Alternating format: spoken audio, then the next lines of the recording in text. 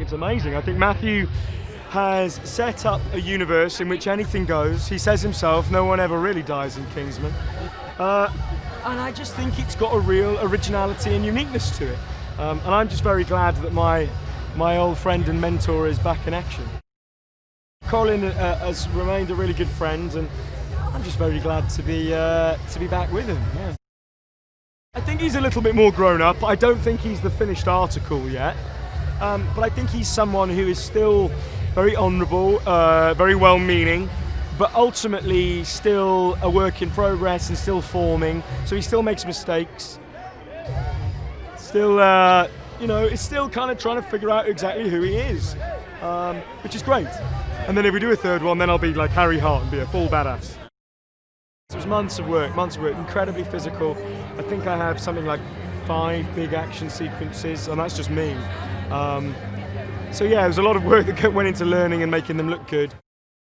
What was incredible is the validation of being involved in something which obviously meant a great deal to me, and then coming back to do a sequel, and it was good enough that it attracted all of these. I think we've got 5 Oscar winners in the movie, and they were all such fans of the first one. That's what's incredibly exciting. Oh, it's a great buzz, isn't it? I love this orange carpet. It's so cool. Yeah, it's amazing. Obviously, this is what's happened now. Everyone seems to have really connected with the first film. Matthew Vaughn said, if you didn't like the first one, you're really going to hate this one. Everything that you got in Kingsman 1 just times 10. What Matthew's done with the script, storylines, the fight scenes are bigger. I think it's even maybe online. It's bigger, better, badder, everything more. Just whatever you think you're going to get, you're not. Just be prepared to be surprised as normal. Yeah, I mean, it's amazing. I remember the first Kingsman, that felt huge. This feels even larger, and seeing everyone dressed up as the characters, it's a really nice atmosphere, really cool. I've sat in the screenings and just heard audible reactions, and so I think it's a film that creates that. Not every film creates gasps, laughs, even the odd hanky coming out, I think. So, it is quite a ride. You sort of, within a few seconds of the film starting, you're suddenly holding on to your seat. I mean, we've kept in touch anyway, so it doesn't feel quite as much like a return as a kind of continuation. I hope it goes on. I'd love there to be another one, because it just feels like one long mission. Well, they're all brilliant, and we were all hopelessly starstruck. It was all we could do to kind of, do our day job and remember that, we were here first in this film. I think what's wonderful is, we've all seen those archetypes before, the suited English gentleman or the cowboy with the fringe jacket. But when you put them together, they sort of flatter each other in a way. I think they make a virtue. I've never felt quite so well suited or as proud of London as when you have your American guests. Oh, fantastic. It fits absolutely. We pull up here in a cab, Leicester Square, it's absolutely consistent with the flavor of the whole thing. Well, I play the head of an organization called the Statesmen, and they are the counterpart to the Kingsmen, the Brit versions. We're the American guys, and I play a fella by the name of Champ, or my full name, which my character doesn't really like too much, is Champagne. It's a little too frou-frou for me. I like Champ. The first one, I was a big fan. I think Matthew Vaughn, the director, and Colin and Taryn, they really knocked the ball out of the park with it. It was just so much fun. It's not a matter of just turning it up to 11, faster and funnier. It's really, I guess what it does have in common with the first one is surprises. It's going to take you in different directions that you're not expecting. I play Ginger Ale, and my character is sort of the counterpart to the Mark Strong character, Merlin. She's sort of the geeky, brainy, behind-the-scenes kind of gal. Matthew Vaughn, I was a big fan of the first Kingsman. I wanted to work with this illustrious group of actors, and I personally, having been in a Bond movie, I really love these kinds of films. I love it. I have some of the fondest memories of my Bond premiere. We had a royal premiere here, and those are some of my fondest memories, so I'm glad to be back in London. Yeah, I play Agent Tequila. I'm part of the Statesmen, which is sort of like a brother or sister organization to the Kingsmen.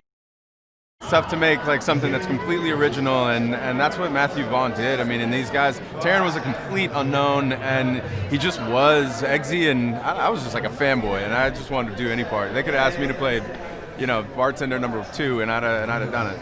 This is like very quintessential English film, but a punk rock one at that. And so it was just kind of a new experience in general for me. I got to learn all kind of new slang and stuff, and it was good. I got to teach them a little bit about.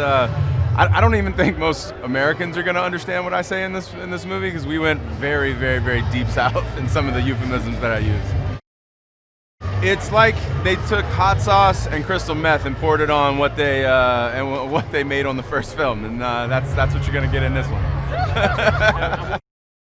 Oh my God, this is I mean, come on, look at this. Like, this is about as good and big as you can possibly get. I think we're gonna have the man himself, Elton John, here later. I mean, this is like, it doesn't get any cooler for us. I play Agent Whiskey, a veteran member of the Statesman Agency, which is like a sister spy network to the Kingsman, and I'm really badass. Thanks to Matthew Vaughn. A mustache, a whip, a lasso, and 2 guns. Yeah, and a Stetson. Well, I think that's just Matthew Vaughn's genius in terms of like knowing how to entertain people. He takes Britannica, is that what you would say? And heightens the cultural elements to such extremes. And then if you're going to make a second one, you know, pull the rug out from under everyone by making, you know, bringing Americana into it. And that sort of like see it complement one another, see rivalry, and just loads of fun. There's incredible action sequences. I'm in some of them, and I don't know, man. It's pretty funny. I'm waiting for the talkie. You know what I mean? I think everyone thinks I'm some kind of an athlete, and I'm really not. I'm just an actor. And my back is killing me. Just more of the first. I think all of his movies, he pushes the envelope in terms of entertainment. His intention isn't necessarily to shock you, but it is to entertain and to keep you guessing. And if he did that in the first one, he does way more of it in the second. And he said something really funny to me the other day. He's like, if people hated the first one, they're really gonna hate the second one. Well, not to give anything away, I don't want to spoil anything, but I am the villain of the piece. I am the leader of a huge drug cartel, and I want to make my business legal. She's pretty despicable. It must have been a great fun character. It was a lot of fun. I think Matthew's done a wonderful thing with his franchise. He's really infused the traditional spy genre with so much humor and excitement and edge, and I was very happy to participate. Yeah, and it was Colin too. You know, Colin's a friend of mine. He texted me and asked me if I knew the first one, did I like it? And I said I loved it. He goes, well, that's great, because I think Matthew wants to offer you the villain in the second one. Elton John, the wonderful, amazing, beautiful Elton John. I mean, I never thought growing up that I'd ever be in the same room with him, let alone get a chance to act with him. It's great. Can I tell you something? I don't think I've ever done a premiere in London where it's been light outside. I'm always here in the wintertime.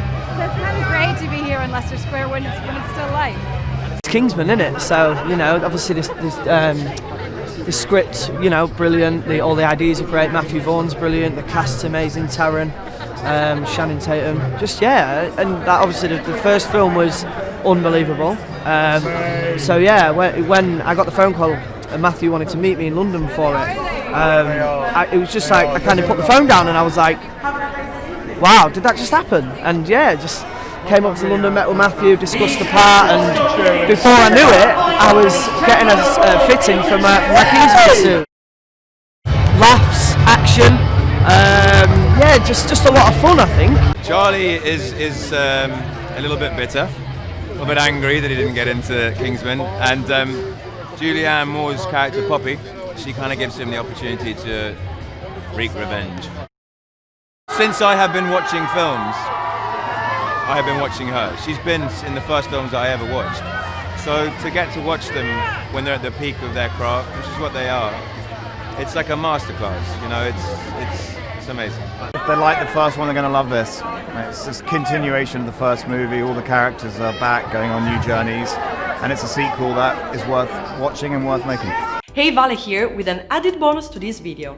Now, just like me, I'm sure you love movies, and I've got some pretty interesting movie budget facts, if I do say so myself. Did you know that the movie Gravity was more expensive than the Indian Mars mission? Yes. Paranormal Activity cost less than $15,000 to make, but crossed over $193 million. The production of Disney's film Tangled was more expensive than Avatar's production.